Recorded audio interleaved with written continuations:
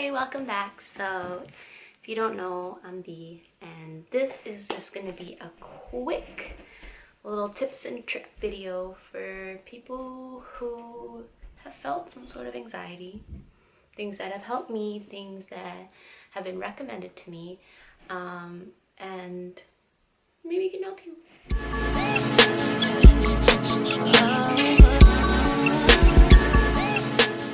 Today we're going to be talking about tips and tricks to help with anxiety. So I know when I was going through my anxiety and friends came to me about their anxiety, it was kind of hard to find things to kind of help on a daily basis. Like obviously there's like treatment plans and you can take medication and all that stuff, but that's great and all, but I'm talking about just the day-to-day things that you can do to kind of make it a little bit easier, you know? So first of all, I want to discuss what anxiety is. So everyone has felt this feeling of just being unsettled.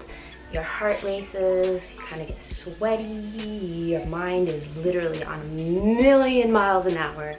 You feel almost just, you can't find peace within, not even just peace of mind, but your body feels like it's on edge.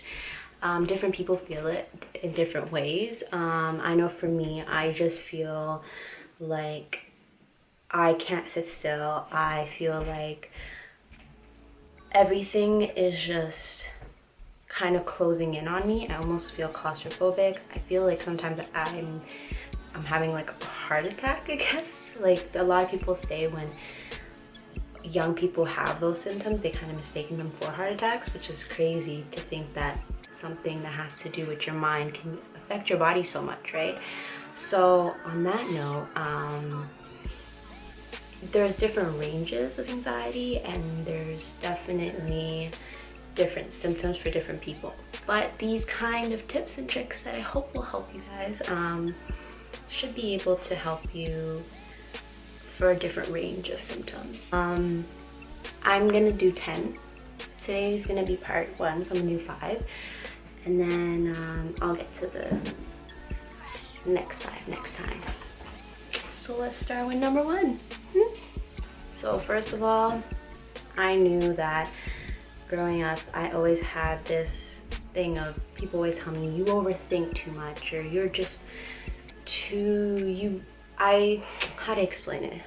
If you plant a seed into someone who has anxiety, or you plant a seed into someone who has symptoms like this, I guess, it not only kind of just stays in the back of their mind, but it literally grows. So I always picture like that seed being planted and literally it just becoming a rainforest, I guess you could say. And that's how I feel like. So growing up, I didn't know that that's what it was. And sometimes it has nothing to do with anything being thought. Sometimes the body is just reacting in an anxious way, just because of the energy or just an uncomfortable situation and all that. So first step is accepting that that something isn't okay, in the sense that you don't feel okay in certain situations, whether it be social situations, whether it be at home, whether it be just in interactions. It depends, everyone's different. So accepting and understanding is really, really important.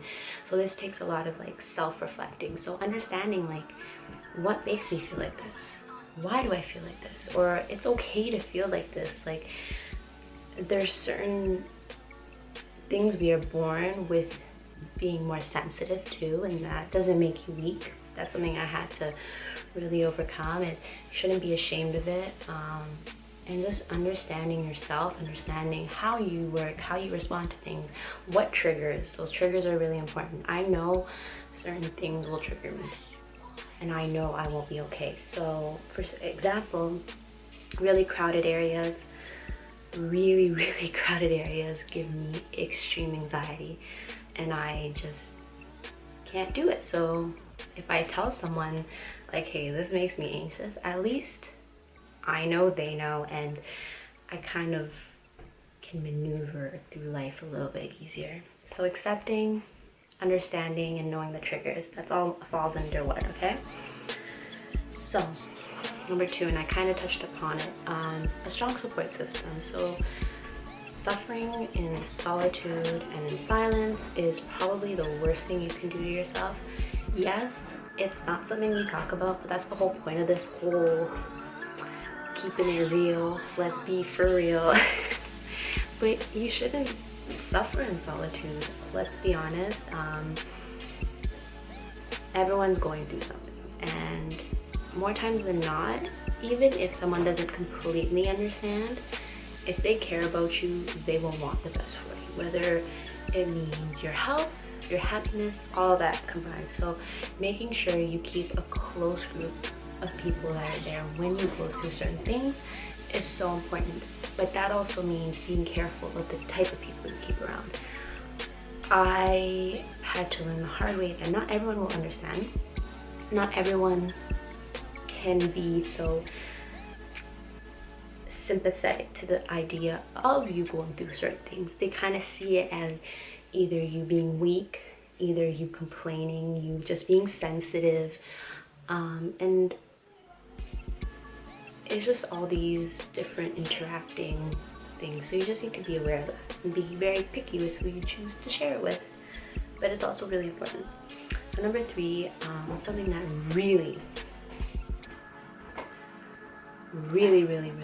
really helped me was exercise. So one, when I'm feeling anxious, I cannot sit still. I literally feel like I need to just walk till God knows where.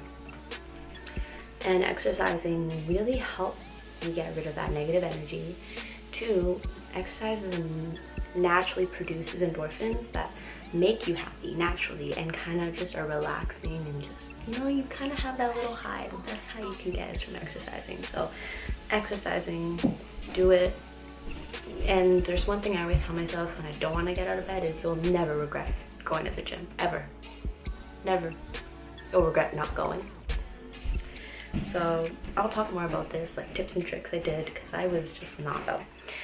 So number 4 is gonna be a creative outlet. Now I know people will probably say I'm not creative, like that's not my hustle, that's not what comes naturally to me. And I'm not talking about a creative outlet like you need to go and draw. No, everyone has their own outlet, but the thing about the arts is, one, it uses a different part of your brain, and that part of the brain is one that goes against what anxiety really is. So I need to really go into depth with what anxiety is in terms of the science part of it, so I will do a video about that, but let's just break it down in real simple terms. When you are being creative, it uses the other side of your brain, therefore you are creating a distraction from those anxious thoughts. So whether it means you are creative in terms of dancing, writing, drawing, painting, talking to people, comedy, like there's such a wide range of creativity, and it doesn't just, it's not so black and white in terms of you need to be creative and you need to be able to draw like Picasso. Like, no, it's just how do you express yourself? How can you get those thoughts, those things that kind of just dwell and kind of manifest themselves, how can you express them so they don't just linger in your brain? And I found that I love drawing, I love dancing, I grew up dancing, and that was kind of my outlet for a really long time. Writing also a lot of the time, like I'm constantly just on my notepad, like writing poetry, and it's probably not that great, but it helps, and it doesn't matter because it's for you. End of the day, it's not, you're not trying to become famous off of it. And one thing I noticed, a lot of these famous artists though, side note, a lot of them, if not most, all, suffered of some sort of hardship, mental health issues, and they used that outlet of creativity as their saving grace. So Frida Kahlo, Pablo Picasso, like all of them had some sort of depression, anxiety, and they used that creative outlet and their legacy, and they not only were great artists, but turn these situations into masterpieces is what really resonates with people, I think. So just some food for thought there. So my last one for today is going to be number 5, and it's journaling. And this is something I keep near and dear to my heart because it's what saved me when I didn't want to do just about anything. And it's a safe place to just talk to something. Growing up, I was not able to discuss my feelings. I was taught that it made you weak, that you were a loser if you did, that something was wrong with you. So the only person I could have conversations with or express safely with was within my mind. But if my mind wasn't alright, I couldn't have a safe place to do that. So journaling came in, and I was able to just literally let it all out on paper and kind of step back and see that it was kind of break down, I guess, the thoughts and rationalize a little bit, because that's a major point in anxiety. You aren't able to rationalize. You aren't able to calm yourself down and give yourself factual ways of looking at something. A benefit about journaling is you can try and keep up with it, and 6 months from now, a year from now, 2 years from now, being able to go through those journal entries is beyond enlightening. You see your growth on paper, and it's so intimate and so raw, and I don't know, like, you can see your growth by just retrospectively looking back, but to see the pain and what you've come through will make you love yourself and be proud of your resiliency and your strength as a person. So on that note, stay tuned for part 2. Comment, subscribe, and many more videos to come. And anyways, yeah, so thanks for watching as per usual.